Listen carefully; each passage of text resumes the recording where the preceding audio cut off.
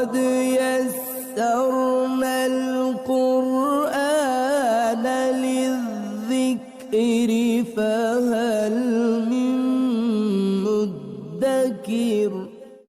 الحمد للہ رب العالمین والصلاة والسلام علی سید الانبیاء والمرسلین، اما بعد فاعوذ باللہ من الشیطان الرجیم، بسم اللہ الرحمن الرحیم۔ 29ویں پارے میں سورۃ المدثر، اس کا ہم نے آغاز کر لیا تھا۔ اس کی 56 آیات ہیں اور یہ 2 رکوعات پر مشتمل ہے، کیونکہ 29ویں پارے کی میکسیمم صورتیں مکی ہیں اور 2 رکوعات کے اوپر مشتمل ہیں۔ یہ پچھلی سورت سورہ مزمل کے مضامین کا ہی ایک تسلسل ہے جو اس سورہ مبارکہ تک پہنچا ہے، مدثر تک۔ اللہ تبارک و تعالیٰ نے اپنے حبیب کریم کو بڑے پیارے القابات سے یاد کیا، یا ایھا المزمل، یا ایھا المدثر، اے چادر اوڑھنے والے، اے لحاف اوڑھنے والے میرے حبیب، اٹھیے اور اپنا فریضہ رسالت اور فریضہ تبلیغ ادا کیجیے۔ سورہ مدثر کی جو ہم نے آیات پڑھی تھیں گزشتہ درس میں، ان کا خلاصہ کچھ اس طرح ہے کہ اے حبیب کریم آپ اٹھیے اور اپنا فریضہ ادا کیجیے۔ اس کو تھوڑا سا اگر سمجھیں کہ یہ لحاف میں لپٹنے والے اور چادر میں لپٹنے والے حضور کی جو 2 صفات بیان ہوئی ہیں، ان کا پس منظر کیا ہے، تو حضور کے اوپر جب وحی نازل ہوئی تو اس وقت آپ گھر گئے تو آپ نے اپنی زوجہ محترمہ حضرت خدیجہ الکبریٰ ہماری ماں رضی اللہ تعالیٰ عنہ کو فرمایا مجھے چادر اوڑھا دو۔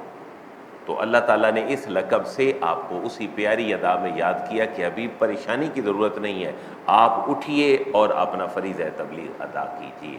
آپ لوگوں کو ڈرائیے کہ جو نیک عمل نہیں کرے گا اس کا انجام بڑا برا ہوگا، اپنے پروردگار کی بڑائی بیان کیجیے اور اپنے لباس کو پاک رکھیے۔ اس کا مطلب یہ نہیں تھا کہ حضور کا پہلے لباس ناپاک ہوتا تھا، لیکن ایک تعلیم دی گئی کہ حبیب اب فریضہ تبلیغ ادا کیجیے، اپنے لباس کو، اپنے قلب کو پاک رکھیے، ان کی پریشانیوں میں مبتلا نہ ہوئیے۔ والرجز فاجر، اور بتوں سے حسب سابق دور رہیے۔ اور اے حبیب کریم آپ اس فریضہ تبلیغ کو یوں نہ سمجھیے کہ بس کر لیا ہے اور اتنا کافی ہے، حبیب اس کو کرتے رہیے، اس کو میکسیمم کرتے رہیے، یہی آپ کا فریضہ ہے۔ اور اپنے اس فریضہ تبلیغ پر کسی کے ریوارڈ کا خیال بھی دل و دماغ میں نہ لائیے، اور اگر ان کی طرف سے کوئی ریزسٹنس آئے تو وَلِرَبِّكَ فَاصْبِرْ، اے حبیب کریم آپ صبر کیجیے۔ اور جب سور پھونکا جائے گا تو یہ دن کفار کے اوپر بڑا سخت ہوگا، آسان نہیں ہوگا۔ یہاں تک ہم نے 10 آیات مبارکہ پڑھی تھیں۔ اب آیت نمبر 11 سے لے کر تقریباً آیت نمبر 25-6 تک ایک خاص موضوع ہے جس کو بیان کیا جا رہا ہے۔ وہ موضوع پہلے سمجھنے کی ضرورت ہے کہ جب اللہ نے اپنے حبیب کریم کو فرما دیا کہ حبیب آپ اٹھیے، فریضہ تبلیغ ادا کیجیے اور آپ کو نبوت کے لیے چن لیا گیا ہے، اعلان فرما دیجیے۔ اب اس وقت پھر حبیب اگر کوئی بندہ آپ کے راستے میں مخالف آئے، آپ اس کو چھوڑ دیجیے، میں جانوں اور وہ جانے۔ اچھا، یہاں 2 طرح کی باتیں مفسرین نے کی ہیں کہ یہاں ایک بندے کا ذکر کیا جا رہا ہے کہ اے حبیب آپ چھوڑ دیجیے مجھے اور اس کو کہ جو آپ کے راستے کا مخالف ہے۔ یہ راستے کا مخالف کون ہے؟ بعض لوگوں نے یہ لکھا ہے کہ ایک خاص کافر ہے جس کا نام ولید بن مغیرہ ہے۔ یہ ہر معاملے میں حضور کے سامنے آتا تھا اور ابتداءً اعلان نبوت کے بعد اس نے بڑی پریشانیاں کریٹ کی، اور بڑا مالدار آدمی تھا، بڑے بیٹوں والا تھا، اس کی بڑی جاگیریں تھیں، بڑا مال و دولت تھا، جانور تھے، مویشی تھے، تو یہ حضور کو تنگ کرتا تھا۔ اللہ تعالیٰ نے فرمایا اے حبیب آپ اس کو چھوڑ دیجئے، میں جانوں اور یہ جانے۔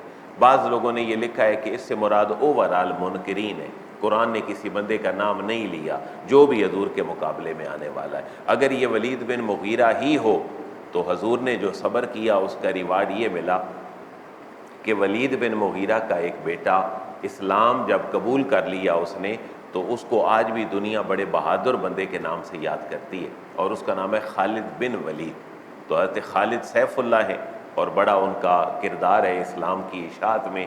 تو خالد جو ہیں وہ ولید کے بیٹے ہیں، جو ولید ایک کٹر کافر ہے اور حضور کے راستے کی رکاوٹ ہے۔ تو اللہ فرما رہے حبیب آپ فریضہ تبلیغ ادا کیجئے، راستے میں جو بھی آئے آپ اس کو چھوڑ دیجئے، میں جانوں اور وہ جانے۔ پھر اس بندے کا حال بیان ہوا ہے، یہ ذرا دیکھیے گا، بڑی خوبصورت آیات ہیں۔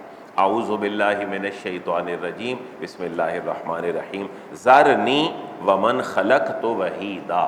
یہ جو ذرنی ہے یہ 3 الفاظ کا مجموعہ ہے، ذر، نون اور چھوٹی یہ. ذر کا معنی چھوڑ دیجیے. نون ایک خاص گرامیٹیکلی ٹرم کے لیے آیا ہے کیونکہ زیر فعل اپنے اوپر زیر نہیں لانا چاہتا اور ذر فعل ہے. چھوٹی یا چاہتی ہے کہ میرے ساتھ زیر آئے تو نون لایا گیا اور اس نون کے نیچے زیر لائی گئی. ذرنی، اے حبیب کریم چھوڑ دیجئے مجھے، وا اور من اس شخص کو، خلق تو جس کو میں نے پیدا کیا، وحیدہ تنہا جس کو میں نے وحید اور تنہا پیدا کیا ہے اس کو آپ چھوڑ دیں. تنہا پیدا کرنے سے کیا مراد ہے؟ یہ بڑی سمجھنے والی بات ہے کہ اے حبیب کریم جب یہ پیدا ہوا تھا تو یہ اکیلا تھا، اس کے بعد اس کا بچپن، جوانی، مال، بیوی، بچے، بیٹے، ہم نے سب کچھ دیا، لیکن یہ اپنی تنہا جو پیدائش ہے اس کو بھول گیا. ہاں دیا ہم نے سب کچھ ہے لیکن آج ہمارے سامنے ہی بدماشی کرتا ہے. تو خلقت وحیدہ میں پازیٹیوٹی نہیں ہے بلکہ نیگیٹیوٹی ہے. اللہ تعالیٰ اس کے اس قصور کو بیان کر رہا ہے. اے حبیب کریم چھوڑ دیجئے مجھے اور اس کو کہ جب میں نے پیدا کیا تو کیا تھا؟ تنہا تھا. اس کے بعد میں نے سب کچھ دیا ہے لیکن میرا ہی یہ انکار کرتا ہے.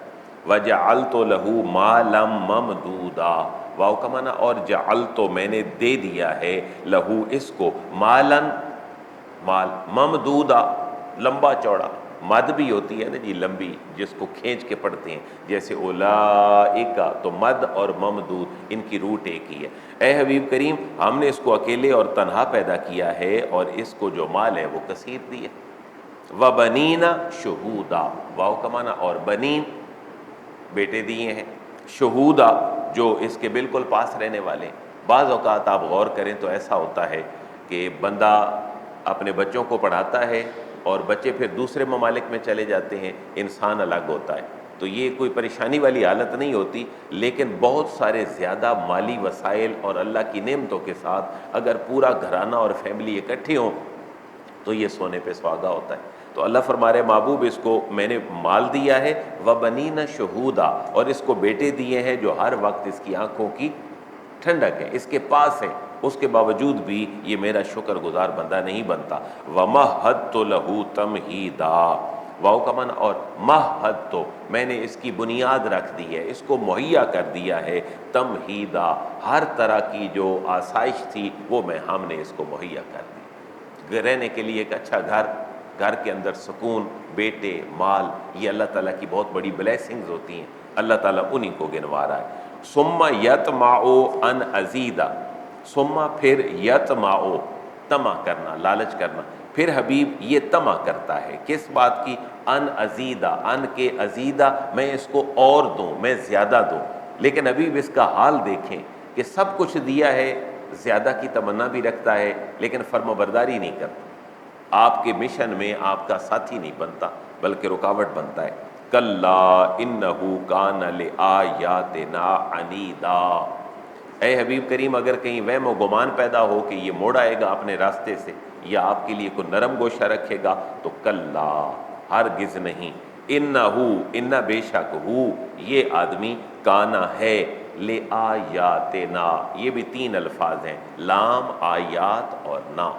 لام جو ہے وہ کا کے لیے آتا ہے، آیات کا معنی اللہ کی آیتیں، احکامات اور نشانیاں ہیں، اور نا کا معنی ہے ہماری. اے حبیب کریم بے شک یہ ہماری آیتوں کا ہے، عنیدا سخت دشمن. یہ جو عنید ہے اس کو تھوڑا سا موڈیفائی کر کے ہم ایوری ڈے اردو میں بھی بولتے ہیں، جیسے دشمن اور دشمنی اور اناد اور دشمنی، تو اردو کے لفظ جو نکلا ہے وہ اسی سے نکلا ہے. بے شک یہ ہماری آیتوں کا سخت دشمن ہے، یعنی قرآن کو اللہ کی کتاب نہیں مانتا. سأرہقہ صعودا، اس کو جملے کو پچھلی آیات کے ساتھ ملا کر پڑھا جائے تو بڑے پیارے انداز میں سمجھ آ سکتا ہے.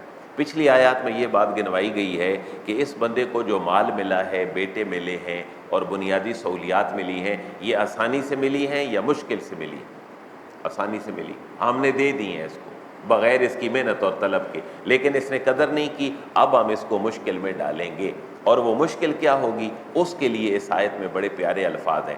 آپ غور کریں کہ بندہ ایک چوٹی پہ چڑھ رہا ہو، بے شک وہ 15-20 قدم کی کوئی گھاٹی چوٹی ہو یا بڑا سارا پہاڑ ہو، لیکن پہاڑ پھسلن والا ہو اور منزل یہ ہو کہ وہاں جانا ہے، تو یہ بڑی مشکل کیفیت ہوتی ہے کہ بندہ اس چوٹی کو سر بھی کرے اور وہ پھسلن والی بھی ہے، لیکن بچت تب ہونی ہے جب بندے نے اس پہ پہنچنا ہے۔ تو نہ بندہ اس پہاڑ پہ کبھی چڑھے اور نہ آسانی سے چڑھ سکے، جب بھی چڑھے گا واپس آئے گا۔ اللہ فرما رہے حبیب اس کو ہم نے دیا ہے، اس نے مال مفت دل بے رحم سمجھا ہے، میرا اور آپ کا فرما بردار نہیں بنا۔ اب ہم اس کو آخرت کو ایک مشکل پہاڑ چڑھائیں گے اور اس کو کہیں گے یہ پہاڑی چڑھ، اگر یہ تو چڑھ گیا تو پھر تیری بخشش ہے، ورنہ تیری بخشش نہیں ہے۔ یہ جو صعود ہے اس کے اوپر مفسرین نے بڑی اچھی اچھی باتیں لکھی ہیں، لیکن خلاصہ یہ ہے کہ جہنم کے ایک پہاڑ کو صعود کہا گیا ہے، یہ سین کے ساتھ صعود نہیں ہے۔ صعود وہ آل صعود جیسے ہے، وہ سین کے ساتھ ہے، یہ سعاد کے ساتھ ہے، اور یہ چوٹی اور چڑھنے کے معنی میں استعمال ہوتا ہے۔ سَأُرْهِقُهُ، یہ بھی 3 الفاظ کا مجموعہ ہے، سین، ارہقو اور ہو۔ سین فیوچر کے لیے آتا ہے، یہ ہمیشہ ذہن میں رکھ لیں، کسی بھی ورڈ کے سٹارٹ میں اگر سین یا صوفہ آ جائے تو وہ کسی بھی معاملے کو فیوچر میں خاص کر دیتا ہے۔ سین جو ہوتا ہے یہ بھی فیوچر کے لیے ہے، صوفہ بھی فیوچر کے لیے ہے، تو بعض اوقات دونوں میں فرق کیا جاتا ہے، ایک نیئر فیوچر کے لیے ہوتا ہے اور ایک دور فیوچر کے لیے ہوتا ہے۔ سَأُرْهِقُهُ، ان قریب، ارہقو میں مجبور کروں گا، ہو اس کو میں ان قریب اس کو مجبور کروں گا کہ یہ سعودہ یہ چڑھائی چڑھے۔ یہ جو چڑھائی ہے قیامت والی، وہ ایک پورے پہاڑ کی جو پھسلن والا پہاڑ ہے، یہ اس کے اوپر چڑھے، میں اس کو اس بات پہ مجبور کروں گا۔ اس نے کیا کیا ہے؟ اب اگلی جو اس کی بے رخی ہے وہ بیان کی جا رہی ہے قرآن کے بارے میں۔ آپ کے سامنے کوئی پروڈکٹ آئے، کوئی چیز، آپ اس کو پسند نہ کریں تو ہم کتنے سارے ناز انداز کریں گے، ہم دیکھیں گے الٹا ٹیڑھا کر کے، پھر اس کو جناب کہیں گے اس میں یہ چیز ٹھیک نہیں ہے، یہ نہیں ہے، پھر منہ بنائیں گے کہ نہیں یہ ہمیں نہیں چاہیے۔ یہی کیفیت اس نے حضور کی رسالت، اللہ کی توحید اور قرآن مجید کے ساتھ کی ہے۔ یہ جو میں نے چند سیکنڈ میں آپ سے بات کی ہے، یہ انہی آیتوں میں آگے بیان ہوئی۔ قرآن کو دیکھا، اللہ کی توحید کو سنا، حضور کی رسالت کو سنا، لیکن دھتکار دیا اور ایسے اگنور کیا اس کو کہ بڑا تکبر تھا، نظر پھیری اور کہا ہمیں نہیں چاہیے۔ اللہ فرما رہے اس کا بندوبست بھی ہم کریں گے۔ اِنَّهُ فَكَّرَ وَقَدَّرَ، اس بندے نے، خواہ وہ ولید بن مغیرہ ہو یا جو بھی منکر ہے حضور کے راستے کا، کیونکہ یہ ابتدائی وحیوں میں سے ہے جو مکے کے دور میں نازل ہوئی ہیں۔ اِنَّهُ فَكَّرَ، اِنَّ بے شک ہو اس منکر نے، فکر غور و فکر کیا۔ ذرا غور کریں نا، کوئی چیز بندہ دیکھتا ہے تھوڑی دیر کے لیے دیکھتا پڑتا ہے کیا ہے، انگریڈینٹس کیا ہے۔ اِنَّهُ فَكَّرَ، اس نے غور و فکر کیا، وَقَدَّرَ، اور دیکھتے ہی ایک بات طے کر لی کہ میں نے اس کو لینا نہیں ہے، لیکن ساتھ تھوڑا سا ایسا ماحول بھی بنایا کہ میں نے خوب اچھی طرح چیک کر لیا، لیکن پہلے ذہن بنا لیا کہ میں نے اس کو ریجیکٹ کرنا ہے، لیکن آگے سارے بہانے ہیں۔ اِنَّهُ فَكَّرَ وَقَدَّرَ، اس نے غور و فکر کیا، وَقَدَّرَ، اور پہلے سے ایک بات طے کر لی کہ میں نے قرآن کو نہیں لینا، اللہ کی توحید کو نہیں قبول کرنا، رسول کی رسالت کو قبول نہیں کرنا، طے کر لیا۔ فَقُتِلَ كَيْفَ قَدَّرَ، فا کا معنی پاس، قُتِلَ یہ مارا جائے، آئے مر جائے، یہ ہلاک ہو جائے، كَيْفَ قَدَّرَ، كَيْفَ کتنی یا کیسی بری بات، قدرہ اس نے طے کر لی، یعنی انکار پہلے ہی اس نے ٹھان لیا، ایک لمحے کے لیے بھی فلیکسیبلٹی پیدا نہیں کی کہ میں قرآن کو، حضور کو اور اللہ کو مانوں گا، کو غور و فکر کروں گا، نہیں، پہلے ٹھان لی کہ نہیں ماننا۔ اللہ فرما رہا ہے اس کے اوپر پھٹکار ہو، یہ مر جائے، کیف قدرہ، اس نے کتنی بری بات کی ہے۔ ذرا قرآنی الفاظ کی جلالت دیکھیں، اسی آیت کو ریپیٹ کیا جا رہا ہے، ثم قتل، ثم پھر قتل، اس کے اوپر پھٹکار ہو، کیف قدرہ، اس نے کیسی بری بات جو ہے وہ طے کر لی۔ یہ قدرہ کی جو روٹ ہے نا، وہی تقدیر کی بھی روٹ ہے۔ تقدیر بھی کیا ہوتی ہے؟ اللہ کی طرف سے طے ہوتی ہے۔ تو اس قدرہ اور تقدیر میں فرق زمین و آسمان کا ہے، لیکن روٹ ایک ہی ہے۔ یہاں یہ لغوی معنی میں استعمال ہوئی ہے، وہ تقدیر اور معنی میں، اللہ تعالیٰ کی طرف سے ہر چیز طے ہو جاتی ہے۔ تو یہ ہلاک ہو، اس نے کتنی بری بات طے کی ہے۔ اس نے کیا کیا ہے؟ قرآن کو، حضور کو، اللہ کی توحید کو دیکھا، ثم نظر، ثم پھر نظر، پھر دیکھا الٹ پلٹ کے، جیسے کسی چیز میں بندہ انویسٹیگیشن کرتا ہے، تحقیق کرتا ہے کہ مجھے اچھی لگی تو میں لے لوں گا، لیکن ایسا ذہن نہیں تھا، اس نے طے کر لیا تھا میں اس کو نہیں مانوں گا۔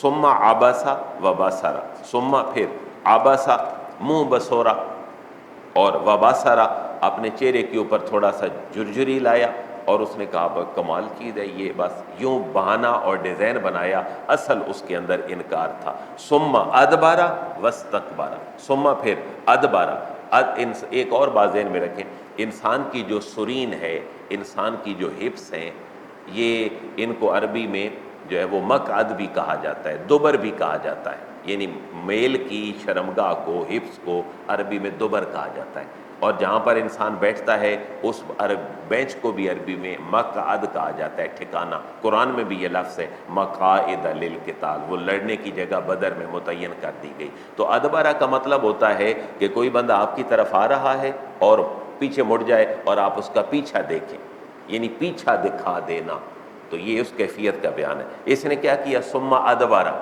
قرآن کو، توحید کو، اللہ کی نبی کی رسالت کو بس دیکھا، نگلیکٹ کر دیا، ثم ادبر، اس نے پیٹھ پھیری، واستکبر، اور تکبر کیا۔ یہ دیکھیں نا منکرین کے یہ حالات تھے جب حضور حق بیان کر رہے تھے، ان حالات میں حضور نے حق بیان کیا، اور یہ پہلا موقع تو نہیں تھا، اس سے پہلے بھی موقع آئے۔ اب جب یہ کیفیت ہوتی ہے نا تو بندہ خود کو چادر میں ہی چھپا لیتا ہے، بندہ اپنا منہ چھپا لیتا ہے، پھر دنیا سے بے رغبت ہو جاتا ہے، پھر ساری توجہ کدھر ہوتی ہے؟ اللہ کی طرف ہوتی ہے۔ یہ ایک ویسے بھی کبھی اپنی ذات کے اوپر اس کو اپلائی کریں، کبھی بندہ دکھی ہو تو بندہ سر چھپا کے، منہ چھپا کے کہتا ہے میں اللہ سے سارا تعلق قائم کر لوں، پھر بندہ روتا ہے، کیتھارسس کرتا ہے، اللہ سے مانگتا ہے۔ بالکل یہی کیفیت حضور کی ان دو القابات میں بیان کی گئی ہے، یا ایھا المزمل یا ایھا المدثر، اے لحاف اوڑھنے والے، اے چادر میں لپٹنے والے حبیب، آپ پریشان نہ ہوں۔ دیکھیں نا یہ ایک بندے کا ماڈل حضور کے سامنے رکھا گیا ہے۔ ابھی وہ لوگ بھی تو ہیں جنہوں نے حضور کے اوپر تہمتیں لگائیں کہ معاذ اللہ آپ کی بیوی ٹھیک نہیں ہے، اما عائشہ، قرآن نے پوری سورہ نور نازل کی، پتھر مارے گئے، حضور کے دندانے مبارک شہید کیے گئے، آپ نماز پڑھ رہے ہیں تو گند آپ کے اوپر ڈال دیا گیا، طائف گئے تو پتھر مارے گئے، بتائیں کتنا مشکل راستہ تھا۔ پھر لو کس سے لگانی تھی؟ اللہ سے، اور چادر لپیٹ کے لگانی تھی، تو بڑے محبت بھرے الفاظ ہیں، یا ایھا المزمل اور یا ایھا المدثر، حبیب آپ چادر اتار دیجئے۔ یہ بڑے کٹھن مرحلہ ہے، لیکن ہم نے مل کے چلنا ہے، ہمارا ساتھ آپ کے ساتھ ہے، آپ آگے نکلیے۔ ثم ادبرہ، اس نے پیٹھ پھیری، واستکبر، اور اس نے تکبر کیا، اس نے غرور کیا۔ فقال، اب اتنی باتیں کرنے کے بعد کم ٹو دی پوائنٹ پہ بات آئی، فقال، پھر یہ بولا، ان ھذا، ان نہیں ہے، ھذا یہ، الا مگر، سحر یؤثر، سحر یہ جادو ہے، یہ جو قرآن ہے اور یہ جو اللہ کے نبی ہیں، یہ قرآن جادو ہے، اور معاذ اللہ یہ جادوگر ہے، اور یہ ایسا جادو ہے، سحر یؤثر، جو موروثی چلا آ رہا ہے۔ یہ موروثی کس کو کہہ رہے ہیں؟ یہی پیغام اللہ نے پہلے تورات کی شکل میں بھیجا، زبور کی شکل میں بھیجا، انجیل کی شکل میں آیا، اور ان کے منکرین نے بھی ان کے نبیوں کو اور کتابوں کو کیا کہا؟ جادو۔ تو بڑی ٹیکنیکل بات ہے، پڑھے لکھے لوگ ہیں مکے کے، ان تک پوری پرانی سابقہ روایات پہنچی ہوئی ہیں۔ حالانکہ دیکھیں نا یہ سورت مکی ہے، اور تورات، انجیل اور زبور مکے میں نہیں اتری ہے۔ مکہ تو حضرت ابراہیم خلیل اللہ کے دور میں آباد ہوا، آسمانی کتابوں کا جو نزول ہے وہ ارض مقدس میں ہوا، لیکن یہ چیزیں کو جانتے ہیں، اور وہ کہتے ہیں کہ یہ تو جادو ہے۔ ولید بن مغیرہ کہتا ہے یہ جو بات کہہ رہے ہیں یہ جادو ہے، اور صرف جادو نہیں ہے، سحر یؤثر، جو پہلوں سے چلا آ رہا ہے، اور یہ بڑا مؤثر قسم کا جادو ہے، اس سے ہمیں بچ کے رہنا ہوگا۔ ان ھذا الا قول البشر، دوسری بات اس نے قرآن کی تردید میں کیا کہی؟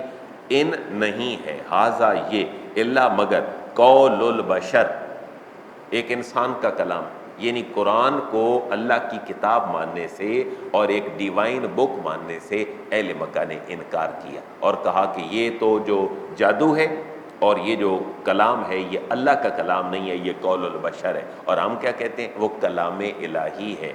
تو یہاں کہا گیا کہ یہ تو بشر کا قول ہے۔ اب اس طرح کے بندوں کا جو برا انجام ہے وہ اگلی آیت سے بیان ہو رہا ہے، سأصلیہ سقر وما ادراک ما سقر، اس کو ہم انشاءاللہ کل شروع کریں گے۔ اور یہ اس بندے کا انجام بھی ہے، اور بیسیکلی مکی صورتوں کے جو مضامین ہیں ان میں عقیدہ آخرت کے حوالے سے اس بات کی وضاحت کی گئی۔ یعنی اس سے پہلے جو بات ہے یہ نبی پاک صلی اللہ علیہ وسلم کی رسالت کی بات ہوئی ہے کہ اس نے ٹھکرایا ہے، اللہ کی توحید کی بات ہوئی ہے، قرآن کی بات ہوئی ہے۔ اب جو سَأُصْلِیہِ ہے سے بات شروع ہوگی، یہ کافی ساری اگلی آیات تک جب جائے گی تو اس سے یہ ہوگا کہ آخرت بھی کوئی شے ہے، ہم اس کو مزہ چکھائیں گے جب یہ ہمارے پاس آئے گا۔ تو کل سے ہم انشاءاللہ آیت نمبر 26 سے شروع کریں گے۔ یہ اس بندے کا بھی انجام ہے اور ہر منکر بندے کا بھی انجام ہے جو اللہ اور اس کے رسول کا انکار کرتا ہے۔ وَمَا عَلَيَّ إِلَّا الْبَلَاغُ۔